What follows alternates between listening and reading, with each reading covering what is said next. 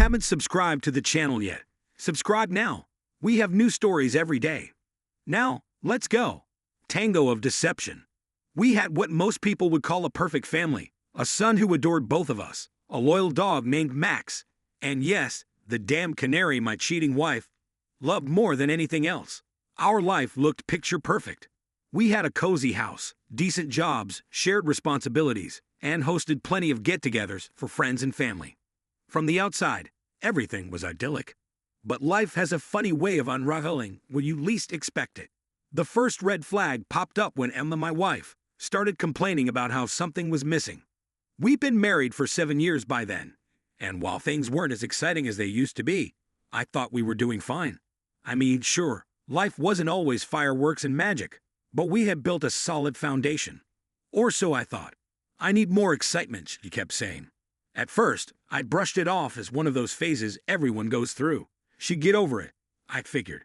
But soon, she got obsessed with this idea of finding herself, and that's how the whole tango thing started. Tango, out of all things, she decided tango would fill that void in her life. I didn't object. I mean, dancing sounded harmless enough. She started going to lessons twice a week. Nothing unusual, right? People take up hobbies all the time. But then came Stan. Stan was her tango partner. Some tall, lanky guy who was always smiling way too much. From the few times I met him, I could tell he thought way too highly of himself. Always walking around like he was God's gift to women. And Emma? Oh, she was smitten by him. He's such an amazing dancer, she would say. And soon, tango classes turned into group gatherings after practice. That's when I started getting suspicious. At first, it was 2 nights a week, then 3.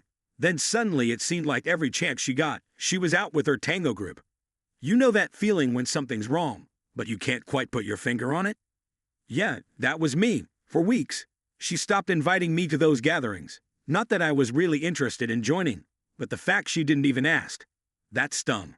Still, I trusted her. I was working late most nights, trying to juggle 2 jobs, and when I came home, she'd be glowing from her amazing tango experiences. And the worst part? All that energy she had on the dance floor didn't transfer to our bedroom. Our sex life had dwindled down to almost nothing.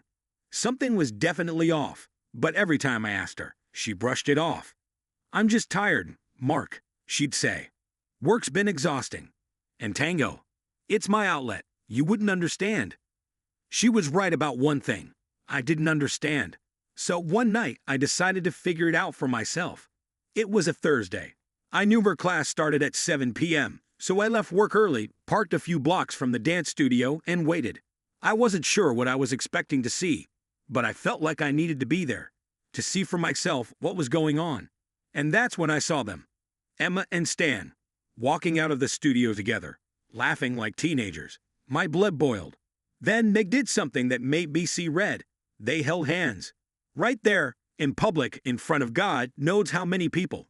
She was holding hands with this guy like it was nothing. I clenched the steering wheel so hard I thought I might break it. I wanted to get out of the car and confront them, but something held me back. Instead, I followed them. They got into Stan's car, and I trailed behind as they drove off. At first, I thought maybe they were heading to one of those group gatherings she mentioned. But nope.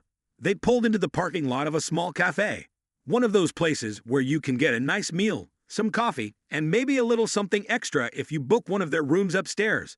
I parked a block away and watched as they went inside. It was official. Emma was having an affair.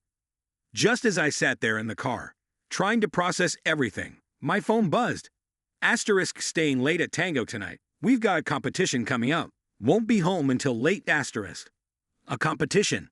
My wife was sitting in a cozy cafe with her tango partner, and here she was texting me about a competition. I saw red.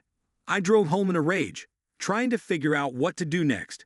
When I walked through the front door, I went straight to our bedroom. I didn't think. I just acted. I grabbed her clothes, her shoes, everything that was hers, and threw it out of the window, watching it flutter down to the front yard. It felt cathartic. A couple of hours later, she finally walked through the door. I could hear her gasp from the driveway. Mark, what the hell is this? She yelled as she stormed into the house. I was sitting on the couch, beer in hand, watching the game, pretending like I hadn't just tossed her entire wardrobe out of our bedroom window. Oh, that? Just figured you might want to pack your things. I said, not even bothering to look at her. Mark, what's gotten into you? She screamed, her voice full of that fake innocence she always used when she was cornered. You tell me, Emma, how was your little tango competition with Stan? I finally looked up at her. Her face turned pale. What? What are you talking about? She tried to laugh it off, but I could see the panic in her eyes. I followed you, Emma. I watched you walk into that cafe with Stan. You can stop lying now. Her mouth opened and closed like a fish out of water. She couldn't even come up with a decent excuse. We were just grabbing coffee, I interrupted. Save it. You're sleeping with him, aren't you? She stood there for what felt like forever, and then finally, she spoke. Yes. Okay. It happened. But it wasn't what you think. I stood up, throwing my beer bottle into the trash with more force than necessary. Not what I think. You're screwing around with some guy behind my back, and you're trying to tell me it's not what I think. Jesus, Emma, just stop. I didn't wait for her to respond. I walked past her, out the door, and headed to a bar. I couldn't deal with her right then. I couldn't deal with any of it. A week later, I filed for divorce. She tried to talk me out of it, of course. She even cried, saying it was a mistake, that she loved me, that she didn't want to lose our family. But the damage was done. I couldn't forgive her. I couldn't look at her without seeing that smug asshole Stan, so I moved out. She stayed in the house, and yeah, she got the damn canary. Max, our dog, stayed with me. At least I had someone loyal in my life. We went through the motions of divorce like robots. There wasn't much left to fight over. I didn't want the house, or the furniture. I didn't want anything that reminded me of her. The only thing I wanted was my son and Max, and I got both. Online comment section. Mark decided to share his story online, looking for some kind of closure or at least sympathy from the internet. User 1. Bro, the moment she said, tango, you should have known. That dance is literally made for cheaters. Sorry to hear, man. User 2. I had the same thing happen with my ex, except it was with salsa. These dance classes are dangerous. User 3. You threw her stuff out the window. Bravo. Legend. Mark, replying. Not my finest moment, but it felt good. User 4. Dude, Stan sounds like a tool. You're better off without both of them. User 5. The canary, though? You let her keep it. Should have freed the damn thing. Mark, replying. Trust me, that bird chirped all day long. She can have it. User 6. How's life now, man? Any updates? Mark. Just focusing on my son and Max. Oh, and avoiding dance classes forever.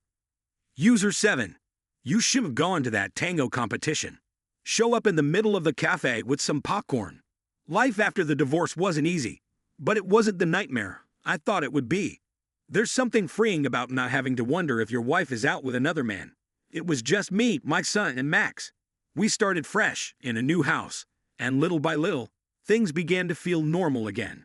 Emma still tried to reach out every now and then. She'd call, pretending like we could still be friends or something. But I wasn't interested. I couldn't be friends with someone who had shattered my trust like that. I let her talk to her son, of course, but that was the extent of it. As for Stan, I heard through the grapevine that he moved on to another dance partner. Shocking, right? The guy couldn't even stick with Emma after wrecking our marriage. Figures. In the end, I realized something. I might have lost my wife, but I didn't lose my self-respect. And if I'm being honest, I think I gained a lot more than I lost. No more lies, no more tango drama, and no more damn canary. I think I'll be just fine.